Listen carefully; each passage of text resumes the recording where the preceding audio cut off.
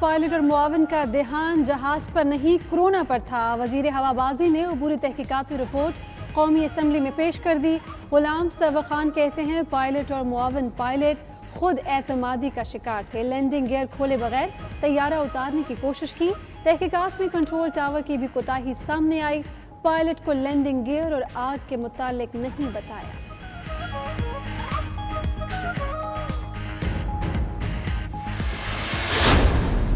Year بلو کا واقعہ، اس کا کنکلوژن میں آپ کے سامنے رکھنا چاہ رہا ہوں، اور بوجا ایئر کا واقعہ، دونوں کا کنکلوژن اور بڑی کلیئرٹی کے ساتھ پائلٹس کی غلطی کی وجہ سے ہوا۔ سیاسی بنیادوں پہ لوگوں کو بھرتی تو کیا گیا، لیکن آنکھیں بند کر کے ڈگریاں بھی جیلی بنوا کے دی گئی۔ وزیر ہوابازی کا کہنا ہے پی آئی اے میں 4 پائلٹ سمیت 600 ملازمین کی ڈگریاں ٹھیک نہیں تھیں۔ پائلٹس کی بھرتیاں سیاسی ہوئیں۔ ملک میں تمام ایئر لائنز کے 262 پائلٹس کے لائسنس مشکوک ہیں۔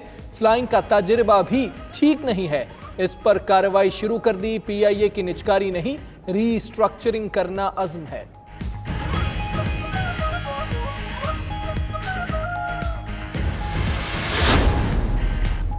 کابینہ اجلاس میں گرما گرمی کے بعد فیصل وابڈا سرگرم، پہلے وزیر اعظم اور پھر صدر سے ملاقات کی، وزراء کے خلاف بولنے کی وجوہات بتائیں، ملکی حالات، حکومتی کارکردگی اور بعض کابینہ اراکین کے متعلق تحفظات سے بھی آگاہ کیا۔ بعض وزراء کی کارکردگی پر معلومات بھی شیئر کی۔ ادھر شاہ محمود قریشی اور اسد عمر کی بھی وزیر اعظم سے ملاقات متوقع۔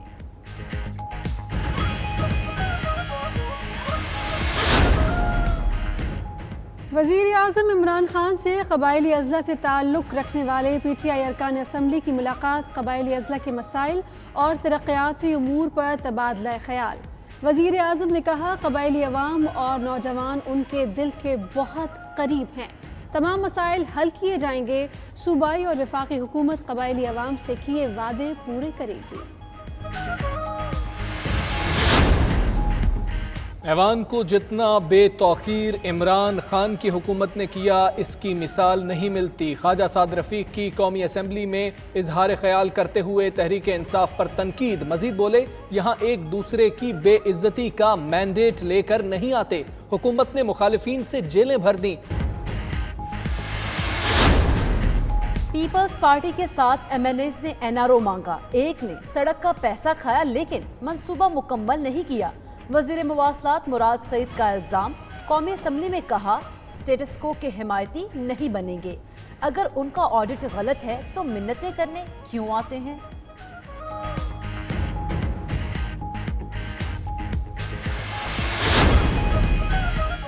خواجہ آصف کی ایک بار پھر نیب میں طلبی، نیب لاہور نے لیگی رہنما کو 26 جون کی صبح 11 بجے طلب کر لیا۔ ذرائع کے مطابق خواجہ آصف کو cantt housing society Sialkot case میں طلب کیا گیا۔ خواجہ آصف پر اختیارات سے تجاوز کرنے کا بھی الزام ہے۔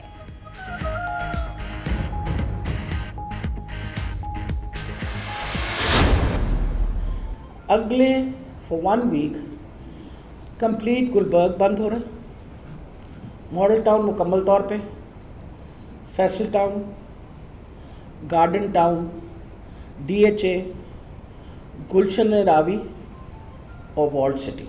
ہم کیسز کی ٹیسٹ کر رہے ہیں اور آپ کے سامنے اب کیسز کے نمبر آ رہے ہیں، تو ان کیسز کی جو تعداد جن علاقوں میں زیادہ آئی ہے ان کو ہم مزید ان کا لاک ڈاؤن کر رہے ہیں۔ وزیر صحت پنجاب یاسمین راشد کا لاہور کے مزید 7 علاقے بند کرنے کا اعلان، Gulberg, model town, D H A, Gulshan Ravi, walled city, Faisal town اور گارڈن ٹاؤن شامل۔ رات 12 بجے سے مکمل لاک ڈاؤن ہوگا۔ ادھر اسلام آباد کے 4 سیکٹرز G6 1، 2، G7 اور G10 4 بھی آج شام 7 بجے سیل ہو جائیں گے۔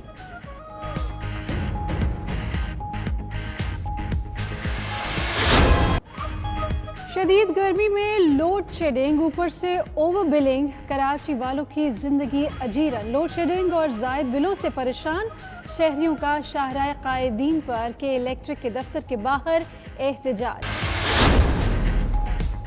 تھانے میں سنتھیا ڈی ریچی کے خلاف مقدمہ درج کرنے کی درخواست مسترد۔ ایڈیشنل سیشن جج عبدالغفور کاکڑ نے پیپلز پارٹی کے کارکن کی درخواست پر فیصلہ سنا دیا۔ کہا سوشل میڈیا پر الزامات پر کارروائی کا اختیار ایف آئی اے کو ہے، پولیس کو نہیں۔ آئین کے مطابق ایک ہی جرم کی 2 ایف آئی آرز درج نہیں کی جا سکتی۔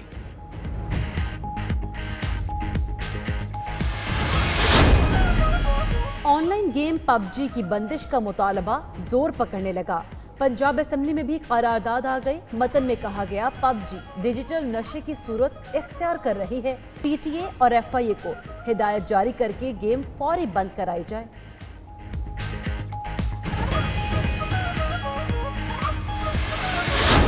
پنجاب، خیبر پختونخوا اور آزاد کشمیر کے مختلف علاقوں میں پری مانسون سیزن شروع۔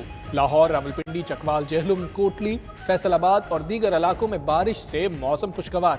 میاں والی میں بارش کے بعد کار سواروں کو انڈر پاس سے گزرنے کی کوشش مہنگی پڑ گئی۔ کار پانی میں ڈوبی تو مقامی افراد نے خواتین اور ڈرائیور کو باہر نکالا۔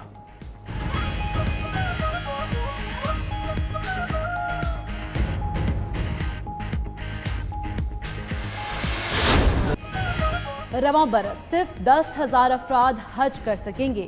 سعودی حکومت کا اعلان، مناسک حج کو بعد حجاج کو آئسولیٹ ہونا پڑے گا۔ 65 سال سے زائد عمر کے افراد کو حج کی اجازت نہیں دی جائے گی۔ ادھر حکومت پاکستان کا حج درخواستیں دینے والوں کو پیسے واپس کرنے کا فیصلہ۔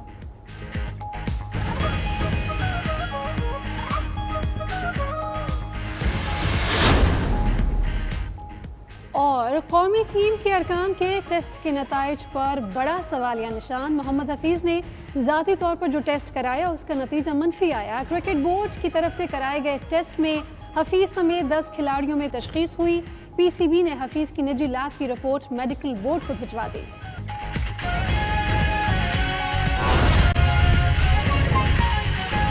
الرحمن الرحیم۔ شکریہ جناب چیئرمین۔ ابھی ایک فیڈرل منسٹر صاحب نے تقریباً 23 minute point of personal explanation پہ بات کی۔ بہرحال میں صرف یہ بات ریکارڈ پہ لا رہا ہوں۔ جناب والا گزارش یہ ہے کہ کل میں نے سوچا کہ میں بجٹ پہ سپیچ کروں، رات کو کچھ خاکہ بھی تیار کیا، لیکن آپ یقین کریں صبح دل نہیں کر رہا تھا کہ یہاں اس ایوان میں آ کے بات کی جائے۔ یہ حالات ہو گئے ہیں، اور یہ میرے حالات نہیں ہیں، یہ ڈیوائڈ کے دونوں طرف یہ حالات ہیں، کیونکہ نشستن گفتن برخاستن یہ تہمت ویسے تو ماضی میں بھی ہر حکومت پہ ہر ایوان پہ لگتی رہی ہے، لیکن سچ یہ ہے کہ جتنا بے توقیر اس ایوان کو عمران خان صاحب کی حکومت کے دور میں کیا گیا، اس کی کوئی نظیر اس سے پہلے نہیں ملتی۔